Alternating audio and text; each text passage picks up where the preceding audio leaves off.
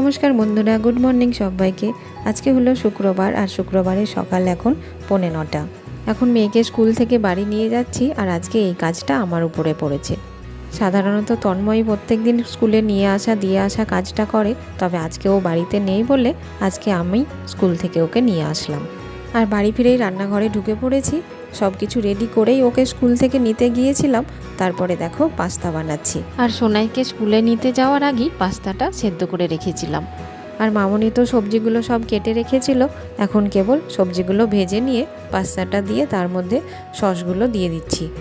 আজকে tomato sauce, soya sauce আর chilli sauce দিয়ে pasta বানাচ্ছি। মেয়েও কিন্তু এই পাস্তাটা খেতে বেশ ভালোবাসে। সসগুলো দিয়ে রান্না করার পরে পাস্তাটা নামাবার আগে কেবল একটুখানি চিজ গ্রেট করে দিয়ে দিয়েছি। এই রকম করে পাস্তাটা যেদিনকে বানাই সেদিনকে খেতে সবাই খুব পছন্দ করে। আর সবজির মধ্যে কেবল ব্যবহার করেছি ক্যাপসিকাম, গাজর আর আলু, আর পেঁয়াজ কুচি আর সামান্য একটু রসুন কুচি, ব্যাস। তবে আমার মেয়েকে পাস্তা যেমনভাবেই রান্না করে দিই না কেন ও সোনামুখ করে ঠিক খেয়ে নেবে, কারণ ওর পাস্তা, ম্যাগি, চাউমিন এগুলো হচ্ছে ওর প্রিয় খাবার। দুপুর এখন 1টা বাজে। স্নান সেরে তিনজন মিলে বেরিয়ে পড়লাম।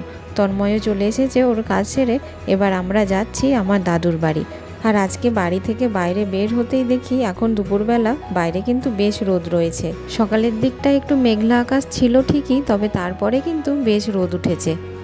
আমার বাড়ি থেকে দাদুর বাড়ি 2 মিনিটের রাস্তা হলেও এই দুপুরবেলা হাঁটার কোনো এনার্জি নেই।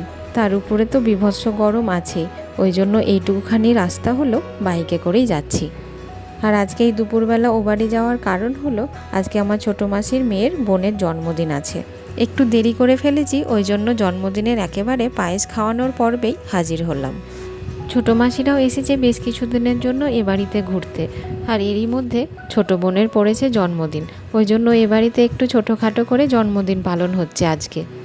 মাসি আগে বোনকে পায়েস খাইয়ে দিচ্ছে, তারপরে আমরা সবাই মিলে একসাথে খেতে বসবো। আর আমার মেয়ের জন্মদিন মানেই ওর কাছে একটা বিশাল আনন্দের দিন, সেটা নিজেরই হোক কিংবা অন্য কারোর। আর ওই জন্যই মাসি পায়েস খাইয়ে দিচ্ছে বোনকে, আর ও একভাবে দেখেই যাচ্ছে। আর এই যে বোনকে খেতে দেওয়ার আগে জন্মদিনের ভাতের থালাটা সুন্দরভাবে সাজিয়ে দিলাম। আর আজকে 2 মাসি মিলে দেখো কত কিছু রান্না করেছে। 5 রকমের ভাজা, শাক, ডাল, এঁচোড়, চিংড়ি, খাসির মাংস, আমের চাটনি। এখন সবাই মিলে খাওয়া দাওয়া করব। তন্ময়কেও খেতে দিয়ে দিলাম, ও আবার খেয়ে ও বাড়ি চলে যাবে। আর আমি আর সোনাই এখন এ বাড়িতেই আছি। রাত্রিবেলা তখন মা মেয়েতে বাড়ি যাব। আর ওই যে বললাম জন্মদিন মানেই সোনাইয়ের কাছে একটা বিশাল আনন্দের দিন, সেটা ছোটোখাটোই হোক কিংবা বড় সড়ো। ওর কাছে জন্মদিন মানেই হলো সেদিনকে কেক কাটতেই হবে। ওই জন্য তখন থেকে বায়না করেই যাচ্ছে মিমি কখন কেক কাটবে। আর কেক কাটা না দেখা অবধি কিছুতেই ও এখন খেতে বসবে না, ওই জন্য তখন থেকে দৌড়ঝাঁপ চলছে ওকে খাওয়ানোর জন্য। যাই হোক, অনেকক্ষণ বুঝিয়ে সুঝিয়ে একটুখানি এখন খাওয়ানোর চেষ্টা চলছে। তন্ময় তো খাওয়া দাওয়া করে বাড়ি চলে গেল, আর আমার এই যুদ্ধ কখন শেষ হবে তার ঠিক নেই। দেখো সন্ধেবেলা চলে এসেছি কেকের দোকানে। দাদুর বাড়ির একেবারে সামনেই সুন্দর সুন্দর সব কেকের দোকান রয়েছে, তার মধ্যে একটি দোকানে এখন চলে এসেছি কেক কিনতে। আর তখন তো বললামই আজকে বোনের জন্মদিন হলেও সবথেকে বেশি কেক কাটার ইচ্ছে হলো আমার মেয়ের। আর ওই জন্যই ওর পছন্দ মতোই একটা কেক নেওয়া হলো। অনেকগুলোই কেক দেখলাম, বেশ সুন্দর সুন্দর কিন্তু সব কেকগুলোই। তার মধ্যে থেকে সোনাই একটা পছন্দ করলো, সেইটাই নেওয়া হলো। আর সেই দুপুরবেলা থেকে তো একই কথা বলেই যাচ্ছে মিমি কখন কেক কাটবে, কখন কেক নিয়ে আসা হবে। আর যেহেতু আমি দুপুরবেলা খাওয়ানোর আগে বলেছিলাম যে বিকেলে কেক কাটা হবে, ওই জন্য সন্ধে হতে হতেই নিজেই বাবাকে ফোন করে ডেকে নিল কেক কিনতে যাওয়ার জন্য।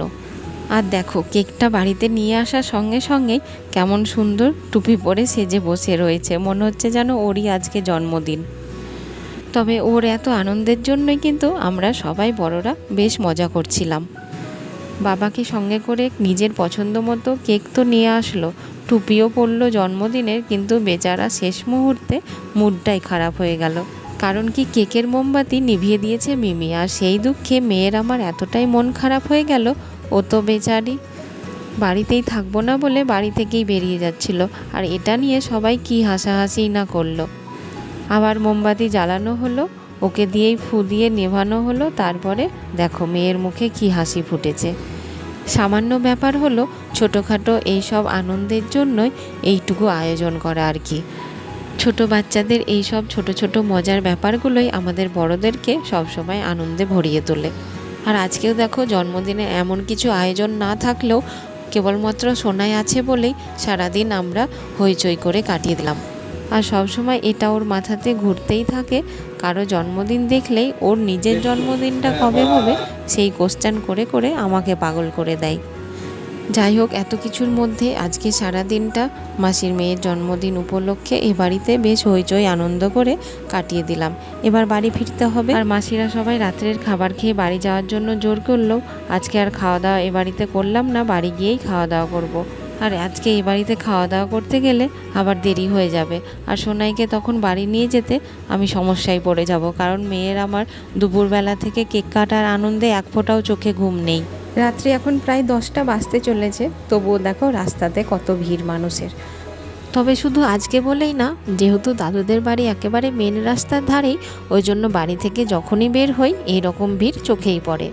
আর এই দেখো এবার আমাদের বাড়ির গলিতে ঢুকে পড়েছি, আর আমাদের বাড়ির গলি একেবারে নির্জন। তো আজকের মতো এই ব্লগটি এখানেই শেষ করে দিলাম। দেখা হচ্ছে নতুন একটি ব্লগে, ততক্ষণের জন্য সকলে খুব ভালো থেকো, সুস্থ থেকো। সবাইকে আজকের মতো টাটা, শুভরাত্রি।